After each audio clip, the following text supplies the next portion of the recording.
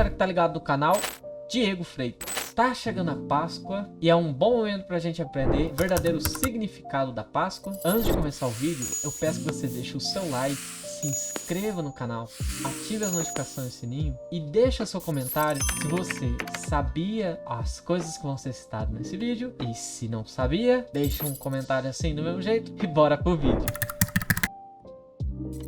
Quando foi comemorado a primeira Páscoa, né? Da onde surgiu a Páscoa? A palavra Páscoa, né? Em hebraico chamado Pessa, ela significa passagem. Essa palavra ela tem, né, o significado do povo de Israel lá no Antigo Egito. Quando o povo estava ali, o Senhor levantou um libertador, Moisés, para tirar o povo do Egito. Porém, Faraó ele estava fazendo resistência às ordens divinas por meio de Moisés. Então, Deus começou a dispensar pragas sobre o Egito. Deus ele derrama ali 10 pragas sobre o Egito. E é relacionado à última praga que está relacionado a esse assunto da Páscoa. A última praga, ela consistia na morte dos primogênitos, seja das pessoas, dos humanos, seja dos animais. Porém, Deus ele deixa claro que ele faz diferença entre o povo dele, que estava na terra de Gozém, no Egito, e o povo do Egito. Essas pragas, elas vinham, né, da parte de Deus, porém Deus fazia diferença entre o povo e não permitia que o seu povo fosse atingido ou assolado por essas pragas, mas Deus sempre preservava eles desse sofrimento. E não seria diferente nessa última praga. A Páscoa iria acontecer no mês de Abib, que depois foi chamado de Nissan. Para o nosso calendário, essa data se encontra entre março e abril. E a partir desse mês, iria começar para o povo de Israel um novo ano. Com a Páscoa se estabeleceu um novo calendário. A partir do dia em que fosse comemorado a Páscoa, iria começar um ano novo para o povo de Israel, uma vida nova. Deus estava se referindo ali, antes dessa vida nova era uma vida de escravidão, posterior à Páscoa uma vida de liberdade. No dia 10 desse mês Abib, o povo tinha que separar um cordeiro. E esse cordeiro deveria ficar separado do dia 10 ao dia 14. Aí no final da tarde do dia 14, ele ia ser imolado, né? Sacrificado. O cordeiro, ele deveria ser novo, de 1 ano. E o sangue que tirasse do cordeiro devia ser aspergido, passado sobre os umbrais das portas, né? Os batentes, né? Nosso de hoje em dia, das entradas das casas, a qual essas famílias iriam consumir esse cordeiro. Então vamos supor, na casa que a família ia se reunir, no dia que imolasse o cordeiro, pegava o sangue e passava nos batentes da casa, nos umbrais, para que quando o destruidor passasse, né, Páscoa, passagem, quando o destruidor passasse e ele visse o sangue, ele ia ver que alguém morreu no lugar daquela família. Então não haveria necessidade de matar os primogênitos,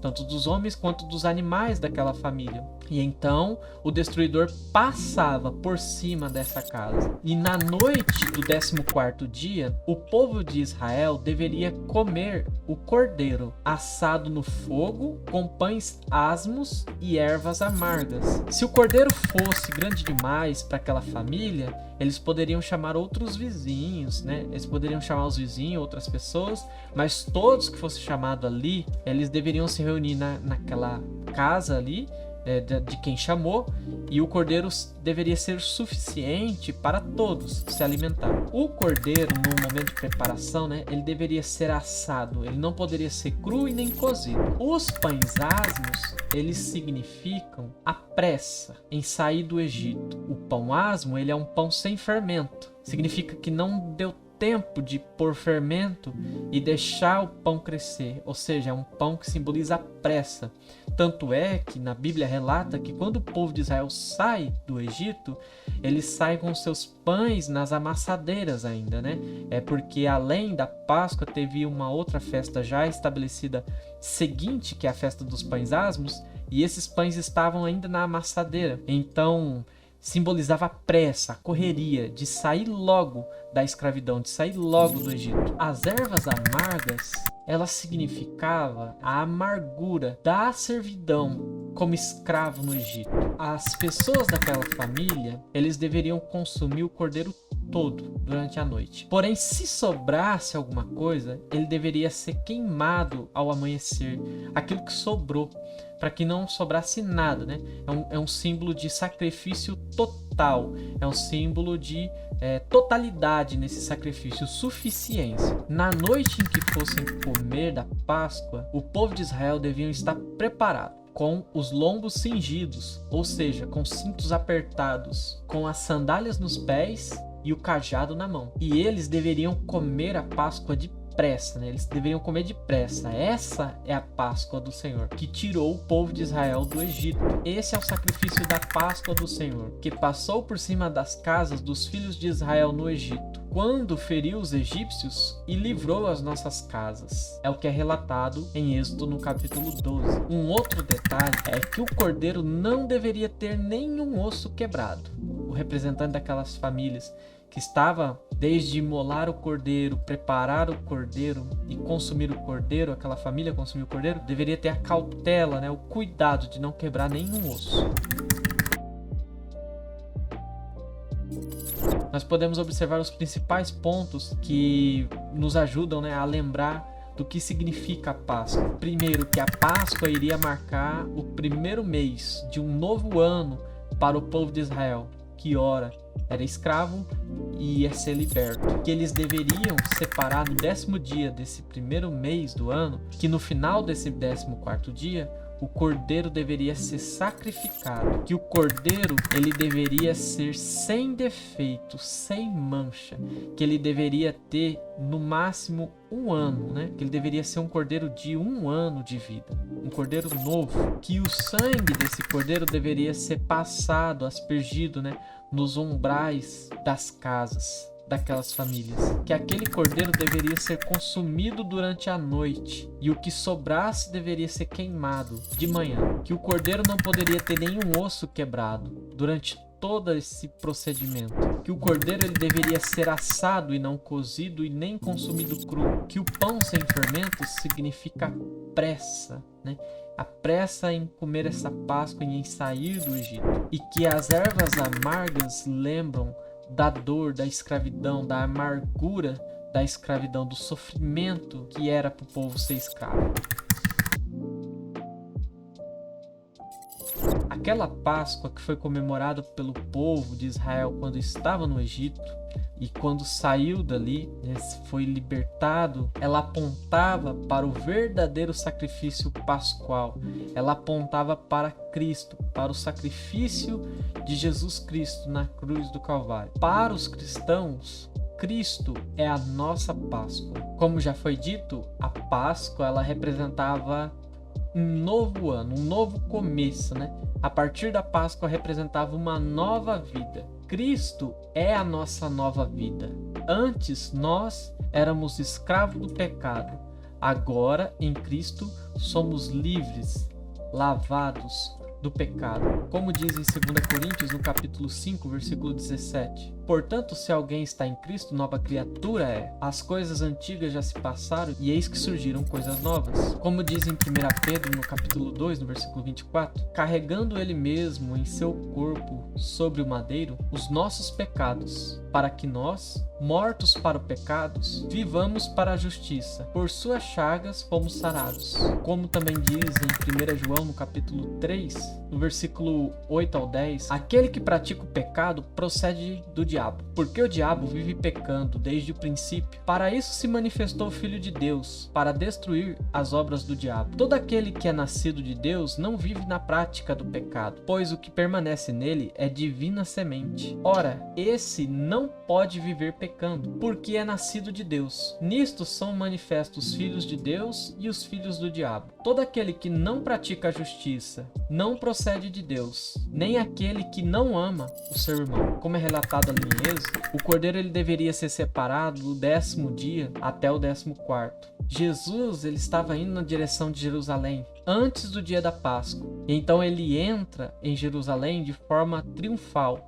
poucos dias antes de ser crucificado ali em Jerusalém. O cordeiro, ele deveria ser sem defeito. Aí em João, no capítulo 1, no versículo 29, diz assim: no dia seguinte, viu João a Jesus, que vinha para ele, e disse: eis o Cordeiro de Deus, que tira o pecado do mundo. Em 1 Pedro, no capítulo 1, no versículo 18 e 19, diz assim: sabendo que não foi mediante a coisas corruptíveis, como a prata e o ouro, que fostes resgatados do vosso fútil procedimento, que vossos pais vos legaram, mas pelo precioso sangue de Jesus, como cordeiro sem defeito e sem mácula, o sangue de Cristo. Em Hebreus, no capítulo 7, no versículo 26 e 27, diz: com efeito nos convinha um sumo sacerdote como este, santo, inculpável, sem mácula, separado dos pecadores e feito mais alto que os céus, que não tem necessidade, como os sumos sacerdotes, de oferecer sacrifícios todos os dias, primeiro pelos seus próprios pecados, depois pelo do povo.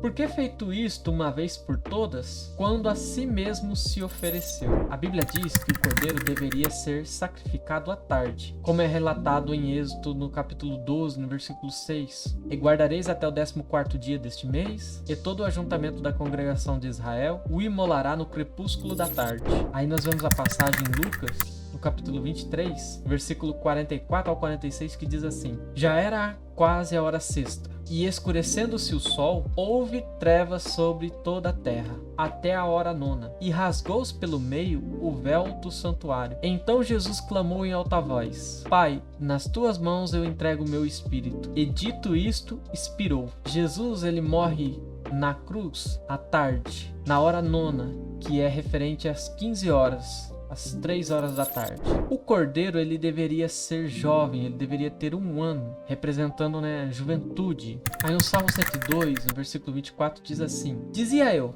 Deus meu, não me leves na metade da minha vida, tu, cujos anos se estendem por todas as gerações. Aí em Lucas, no capítulo 3, versículo 23, diz que Jesus, quando começou o seu ministério, ele tinha 30 anos. E ele foi crucificado, né? Nós sabemos que ele foi crucificado com 33 anos. Se nós formos olhar as pessoas que são relatadas na Bíblia e as idades delas, Jesus viveu bem menos tempo que elas aqui na Terra, considerando que 33 anos é uma idade muito nova, né? É uma idade muito...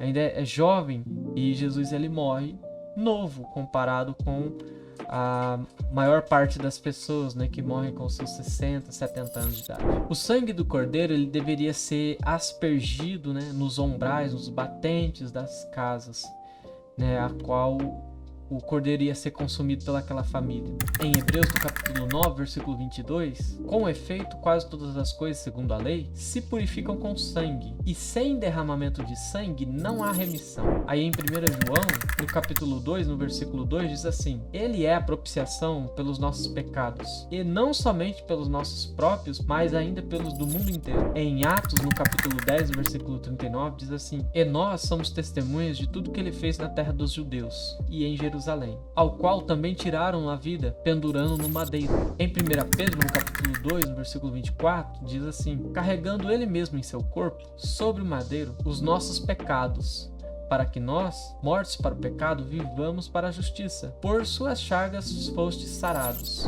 Em Colossenses, no capítulo 1, no versículo 20, diz assim: e que havendo feito a paz pelo sangue da sua cruz, por meio dele, reconciliaste consigo mesmo todas as coisas, quer sobre a terra, quer sobre os céus. Ou seja, Jesus, ele derramou o seu sangue na cruz, no madeiro.